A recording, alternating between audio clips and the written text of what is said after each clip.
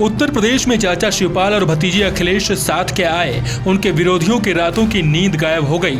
जब समझ में नहीं आया कि इनसे कैसे लड़ा जाए तो सरकारी एजेंसियों को समाजवादी पार्टी के नेताओं के पीछे छोड़ दिया। एजेंसियों का सपा नेताओं के ठिकानों पर छापा इस बात के सबूत हैं कि विरोधी खेमे में खलबली मची हुई है। सीएम योगी से लेकर पीएम मोदी और बीजेपी के तथाकथित चाणक्य को भी समझ में नहीं आ रहा है कि आखिर करें तो क्या करें। वहीं दूसरी ओर सपा प्रसपा गठबंधन के बाद इतना तो साफ हो गया है कि 22 में बाइसिकल सत्ता तक पहुंचने के बाद ही रुकेगी। बीजेपी चाहकर भी साइकिल की रफ्तार को कम नहीं कर सकती है। अब ऊपर से चाचा शिवपाल के आशीर्वाद के बाद ऐसा लग रहा है मानो अब तक औपचारिक ऐलान ही बाकी रह गया हो। बाकी जनता का समर्थन जिस तरह से मिल रहा है उससे तो ऐसा ही लग रहा है कि जनता बेताब है, बेकरार है अपने नेता अखिलेश को मुख्यमंत्री की कुर्सी पर बैठाने के लिए।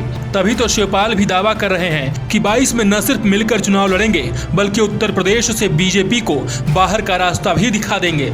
अब ये निश्चित हो गया है कि 2022 में हम लोग मिलकर के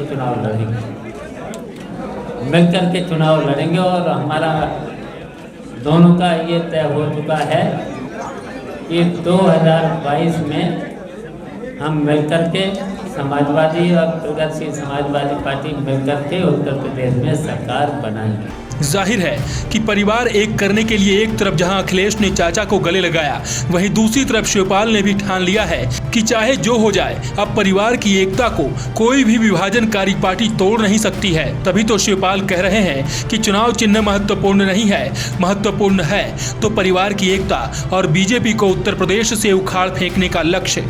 फिर चाहे इसके लिए उन्हें कोई भी कुर्बानी देनी पड़े, चाहे समाजवादी पार्टी के चुनाव पर ही क्यों ना चुनाव लड़ना पड़े।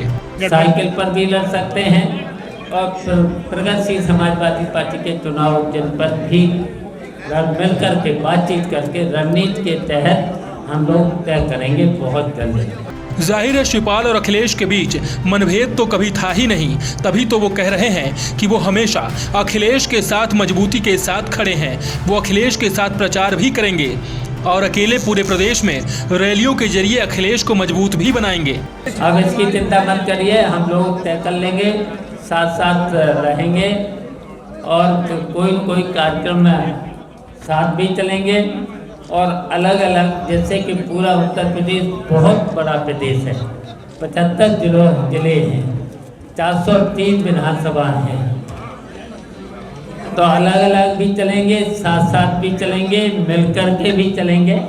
वहीं दूसरी ओर अखिलेश के करीबी नेताओं के ठिकानों पर ईडी की छापेमारी को शिवपाल यादव ने शुभ संकेत बता दिया।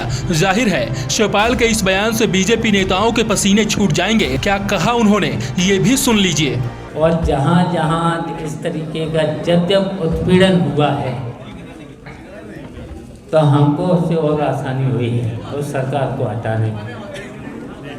जहाँ जहाँ इस तरीके से अगर जैसे हमारे यहाँ अब देख लिया है आजम भाई पर कितने मुकदमे ला दिए, तो इन मुकदमों की चिंता कहाँ। मतलब जो लोग कहते थे कि मुलायम परिवार कभी एक नहीं हो सकता, वो जरा शिवपाल यादव के बयान को सुन लें ईडी की छापेमारी पर उनके बयान, जिससे यकीन हो जाएगा कि 22 में न सिर्फ बीजेपी की विदाई तय है बल्कि अखिलेश की ताजपोशी भी तय है। तभी तो जनता भी कह रही है कि 22 में आएगी तो बाइसिकल ही।